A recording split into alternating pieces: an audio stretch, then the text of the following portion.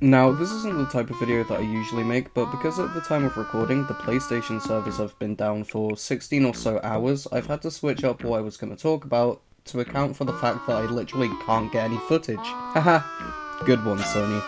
Run maintenance over the weekend when most people can actually play stuff without the stress of work or school. That's so smart. But in case you didn't know, in most games I'm a support main. On Overwatch I main Lucio and Juno, and on Marvel Rivals I main Invisible Woman and Mantis. Now, this doesn't mean I'm gonna have any bias when it comes to ranking these heroes. I'm better than that. I know my heroes have their flaws and weak points, and I'll take those into consideration when ranking them. So, without further ado, here's my comprehensive tier list of all of the Strategists in Marvel Rivals. Bear in mind that this is my own opinion, so there might be things that you don't agree with, just as there might be things that you do agree with. Let's get started with Adam Warlock. He's very easily an E tier. Outside of his ult and pair up with Mantis and Star-Lord, he's kinda butt cheeks. He's got a pretty decent damage output, but his healing output isn't all that great. Even in triple strategist comps, he's still not really the best. If you're gonna play him, you might as well just pick literally any other strategist in the game. Is really not worth it. Cloak and Dagger. I'd say probably an A tier. She has insane healing and damage output with abilities that are a massive aid to teammates and a massive hindrance to enemies. In the triple strategist comp, she's stupidly good. The only thing that holds her back is her ult. Don't get me wrong, it's amazing, but it's entirely situational and usually used to clutch up fights that are going the wrong way. Other than that, she's amazing and you should probably learn her. For Jeff, I've gone with C tier, because he's kinda situational. His healing and damage output are good, but it's a lot of resource juggling and he's either doing one thing or the other thing.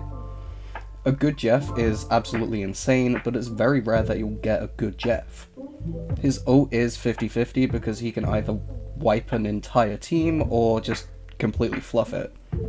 He's a super middle of the park hero.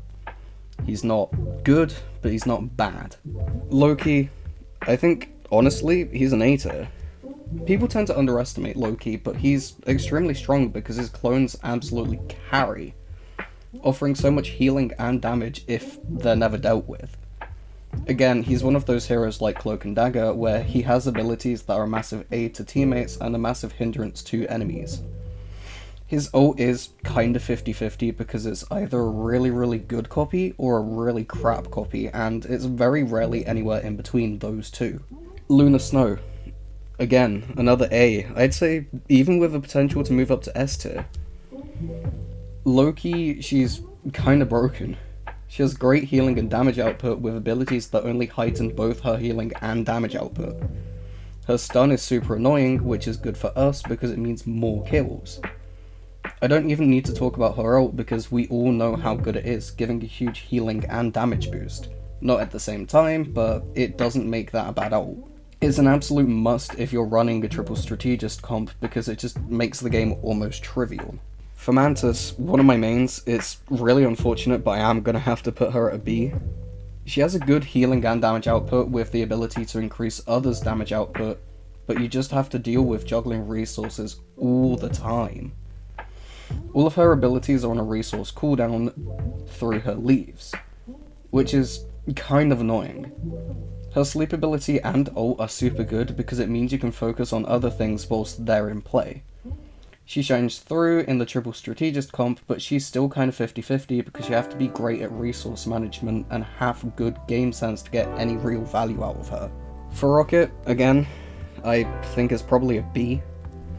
Honestly, he's very similar to Mantis aside from the resource management thing. He's got good healing and damage output, and that res pot is super handy, offering extra health too. He's got a very good ult, but to get any value out of him, you need to have really good game sense and know what you're doing / when you should be doing it. Last but not least, Invisible Woman. And as much as I want to put her at S, I think it would probably be an A tier. I didn't intend for my main to be last, but here we are. She's got great healing and damage output that is only heightened by her abilities.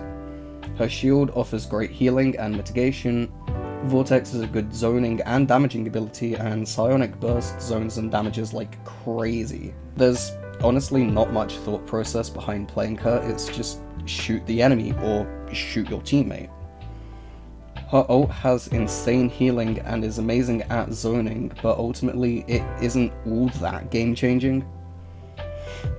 She's really the Lucio of rivals in terms of zoning the enemy team and making them play where you want them to play, which is probably why I like her so much. But that's it for the tier list.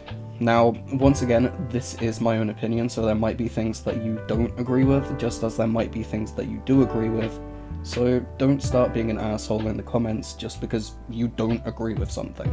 I'd like to know what you personally think, as these kinds of things are always up for discussion, but let's keep it respectful and try to see eye to eye at least a little bit. Anyways, thanks for watching.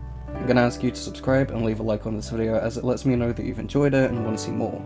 Finally, have a nice day or night if you're watching this at night, and make sure you check out some of my other videos. Not only will I appreciate it, but you might too.